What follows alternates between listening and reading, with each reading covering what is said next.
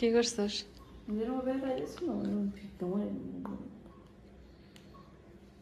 আসসালামু আলাইকুম এভরিওয়ান, কেমন আছেন সকলে? আশা করছি সকলে ভালো আছেন।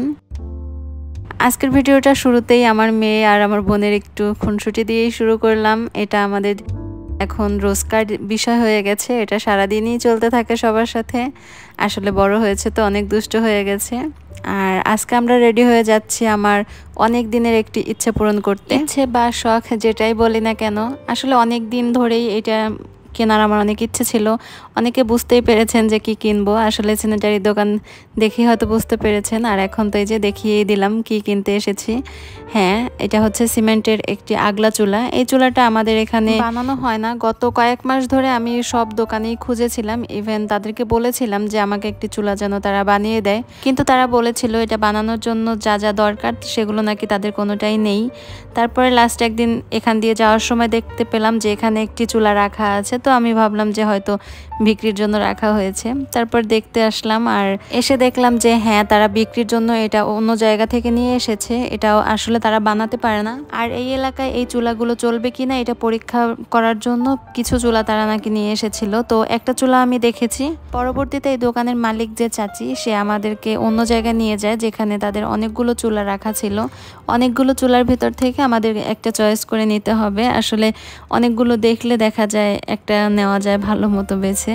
একটা দেখে একটা কিনে নেওয়াটা কেমন হয়ে যায়। আর আমি আমার সাথে একটা ভাইয়াকে নিয়ে গিয়েছিলাম আমাদের দোকানের। আসলে আমার এই বিষয়ে একটু ধারণা কম, তো তাই ভাইয়াকে নিয়ে গিয়েছিলাম যে দাম দরটা করবে। আর আমি সিমেন্টের জিনিস কখনো কিনি নাই, তো এই বিষয়ে আমার কোনো ধারণাই নেই। ফেসবুক, ইউটিউবে অনেক আপুদেরকে দেখতাম এই ধরনের চুলায় রান্না করে, অনেক সুন্দর সুন্দর ডিজাইন। ওগুলো দেখেই না আমার অনেক ইচ্ছে ছিল যে আমি এরকম একটা চুলা নিব, কিন্তু আমাদের এখানে যেহেতু পাওয়া যায়নি তাই নিতেও পারিনি।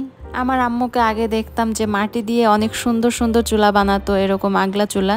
কিন্তু এখন আমার আম্মু অনেকটাই অসুস্থ, যার কারণে তার পক্ষে আর সম্ভব নয় মাটির কোনো কাজ করার। তাই আমার আম্মুর কাছ থেকে এই ইচ্ছেটা আমি লুকিয়ে রেখেছি, কারণ আমি যদি বলতাম যে এরকম চুলা আমার খুব ভালো লাগে বা আমি কিনতে চাই, তাহলে হয়তো আম্মু অসুস্থ হোক আর যাই হোক কষ্ট করে হলেও আমার জন্য একটি চুলা বানাতো। তাই আম্মুকে আর বলিনি। আমি চাই না আম্মু কষ্ট করুক। আমাদের ম্যানেজার ভাইয়া প্রতিটা জিনিস না খুব সুন্দর পরখ করে কিনতে পারে। সে অনেক সময় নিয়ে এই চুলাগুলো দেখতেছিল কোনটা থেকে কোনটা ছোট বড় বা কোনো ফিনিশিং এর কোনো ব্যাপার আছে কিনা।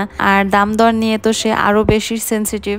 আর আমার মেয়ে তো লাইটের আলোতে সে নিজেকে দেখতেই ব্যস্ত, চুলা দেখবো কি। এরপরে চুলাটাকে কিনে আমার বাবার বাড়িতে নিয়ে এসেছি, কারণ আমাদের বাসা যেহেতু 5 তলায় আর ছাদটা হচ্ছে 7 তলার উপরে, আর আমাদের লিফট এখনো চালু হয়নি, যে কারণে এই চুলাটা উপরে ওঠানো আসলে সম্ভব না। এই চুলাটা অনেক বেশি ভারী, আমি দেখে আসলে বুঝতে পারিনি যে এত ভারী হবে, যার কারণে এখানেই নিয়ে এসেছি। ওয়াজিহার আব্বু বললো যে ওখানে নিয়ে যাও, তোমার তো শখ চুলায় রান্না করা গেলেই হলো, ওখানে যখন বেড়াতে যাবে তখন না হয় রান্না করবা, এখানে না হয় নাই করো। আর এই দিনটা এত বেশি বৃষ্টি ছিল যে ভাইয়াটা চুলাটা নিয়ে গেছিল। আসলে আমি তো খুব ভয় পাচ্ছিলাম যে চুলাটা নিয়ে এসে পড়ে না যায়। শেষ পর্যন্ত নিয়ে বাসার বাহিরেই রাখা হয়েছিল। পরবর্তীতে কোনো ভিডিওতে হয়তো এই চুলায় রান্না বা কোনো ব্লগ আপনারা দেখতে পারবেন ইনশাল্লাহ। সে পর্যন্ত ভালো থাকবেন, দোয়া করবেন আমাদের জন্য। আল্লাহ হাফেজ, আসসালামু আলাইকুম।